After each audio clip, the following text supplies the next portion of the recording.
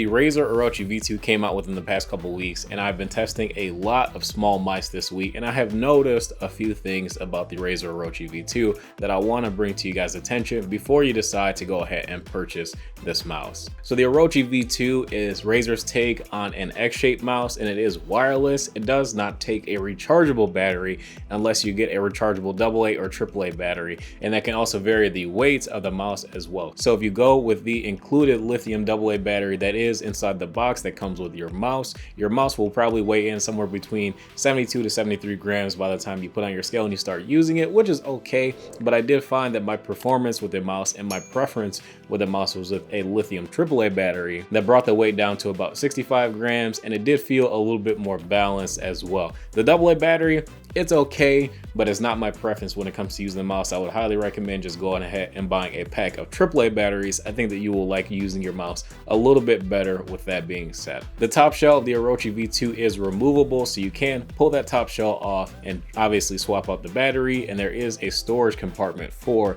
the wireless dongle as well, which that wireless dongle does give you 2.4 gigahertz wireless performance, and that's going to allow you to play at the max 1000 hertz polling rate. What I do want to say, when you're playing on Bluetooth, you will have a lot longer battery life if you're just using it, you know, on a laptop, out and about and whatnot, so you don't have to worry about battery life.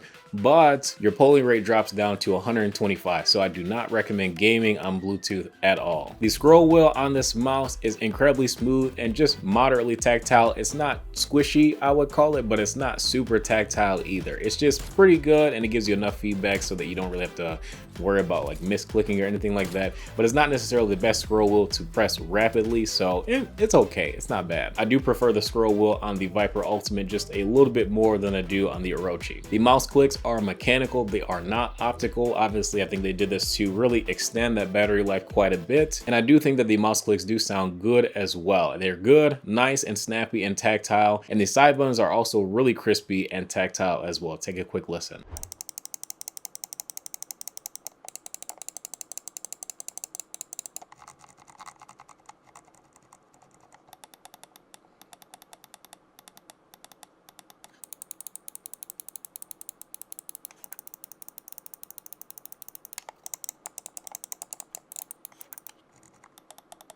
The PTFE mouse feet are decent. They're not necessarily the best, but I would call them above average, so I will feel comfortable putting them in the B tier.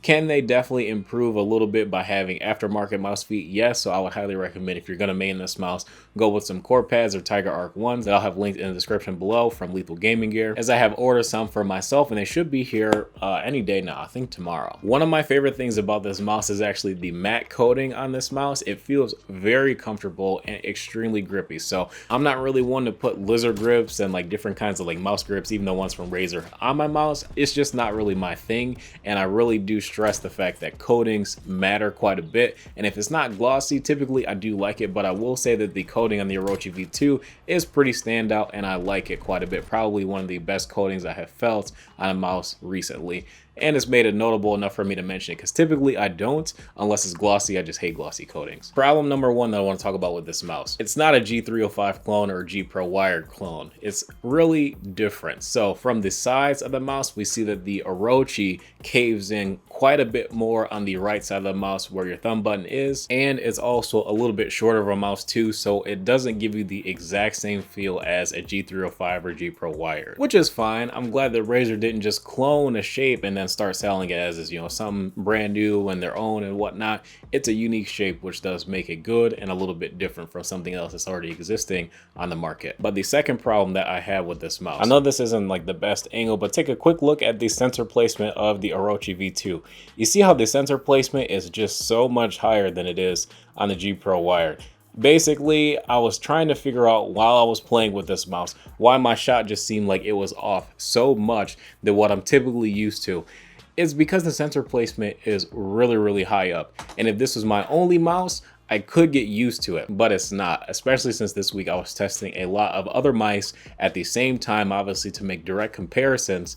And that was one thing that I did notice, that my shot was consistently off compared to using literally anything else. Because when you grip the mouse, it might not seem like such a big thing, but the sensor placement is about, I would say, 3/4 of a centimeter higher than what it typically is when you grip a mouse, which Doesn't really sound like a lot, but it's enough to throw your aim off just a little bit. So I do want to warn you before you buy this mouse, and obviously if you're going to buy it as your main, when you're getting used to it, that's something that you're going to have to compensate for. I don't necessarily know how you'll compensate for because it will affect your accuracy for a while, but you'll have to get used to it. And I just want to make you aware of that before you go and try this mouse. It's going to be a bit of an adjustment period, and that's not strictly based on the size. But once you adjust to it, I don't have any problems with the mouse, like functionally or feel wise. Like, it is a really good mouse, but I do think that at $80, especially having a battery that is not rechargeable, I do feel like that is a bit steep. So realistically, I feel like after a few more months, when Razer starts to have some sales on this mouse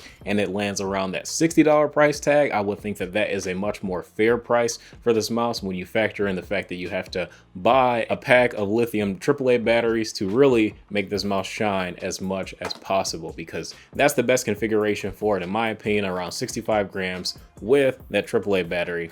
It just feels a lot better to use than it does with the AA battery. What I noticed with the AA battery, when moving it around and doing very quick adjustments and quick stops, I noticed that the weight felt like it kind of shifted into my hand a little bit, which is fine. It's not necessarily something that I think directly has to factor in with the weight, but more so the balance. I don't know why. It just felt really weird. So if you go with the Orochi, add a pack of AAA batteries, lithium preferably, to your cart as well. I'll leave a link in the description to the ones that I use from Energizer. Those should get you really long battery life and a really lightweight mouse as well. But again, if you're going to game on Bluetooth, just don't do it. Game with the battery with that dongle. And it is the Razer Unified dongle as well. I think it's called the Unified dongle, where you can link multiple Razer items to it. I believe like the Black Shark V2 wireless, which I do plan on checking out eventually, as well as like the Razer Black Widow Ultimate Wireless, whatever the heck it is, keyboard. So if you do have other Razer wireless products that you want to use with just one dongle, that will be a pretty big help. But otherwise, that is the big thing about the Orochi V2 that I wanted to mention to you guys. There will be a bit of an adjustment period that you'll have to do when playing with this mouse. I don't think it's a bad product, and I don't think that that one thing ruins the mouse, but it will be something that you will have to get used to and adjust to your play style. Otherwise, if you switch mice a lot and you just have a pretty sizable collection that you have like a few different mice in rotation, I would not recommend picking this up, because this will probably throw your shot off and you'll be questioning why you're not really hitting stuff that you typically would hit. But anyways, that's going to be it for this video. If you guys enjoy, feel free to drop a like and subscribe if you guys are new to the channel as well. I appreciate you guys watching, and I will see you in the next video. Don't forget to drop me a follow on Twitter as well as join my Discord. And yeah, let me know if you guys got questions in the comment section. I'll see you in the next one.